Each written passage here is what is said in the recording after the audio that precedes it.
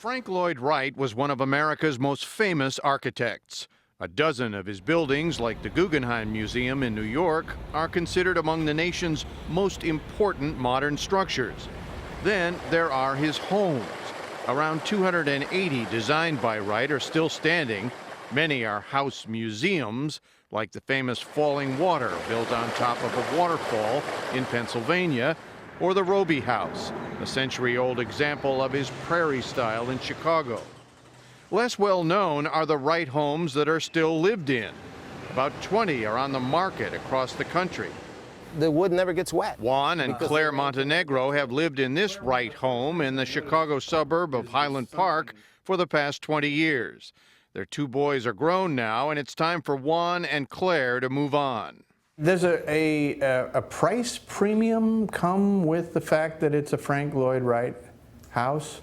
Dean, we haven't found the price premium. This is the third summer they've tried to sell. Are these the original floors? From here back to the end of the dining room, they are the original floors. Original floors, original colors, wide open spaces, lots of natural light, and signature windows. These homes are iconic, so you don't mess with them. I think it's beautiful the way that it is, and I wouldn't want to change a thing. You can alter the back or sides of a Frank Lloyd Wright house, but not the front, unless you want enraged preservationists showing up on your doorstep. Now, you have to keep it brownish? Yeah, we wouldn't think of going to any other color. Maybe These homes draw special buyers, but as the Montenegros have learned, even with a forested backyard and a stone's throw from Lake Michigan, they're not always an easy sell. I think that Frank Lloyd Wright owners make the mistake of pricing them too high at the beginning, and we were guilty of that. Their asking price now is just over $1 million. The house may or may not appeal to everybody, but there is a certain segment of people that love these homes. It is a house to be lived in. It's not a museum. No, it is not, but it is a magnet for visitors. This would have been the reception room. Louisa McFarland had similar run-ins growing up in this Frank Lloyd Wright house from 1892 on Chicago's South Side.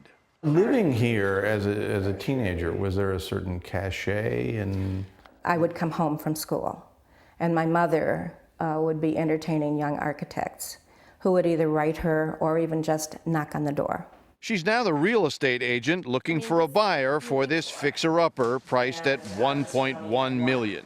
I mean, you admit it needs work, perhaps $300,000 to $1 million of work? I would say that that is true. McFarland has put on a new roof and believes Wright's reputation is a selling point. It needs a special person who will have the energy, the resources, either want to use it for some wonderful plan or live in it. The Montenegros' home is move-in ready, but it was built in 1906. Our house has leaked, but we've gone ahead and fixed it. What 100-year-old house has not leaked? Just part of the price for living in a piece of American history. For CBS This Morning, Dean Reynolds, Chicago.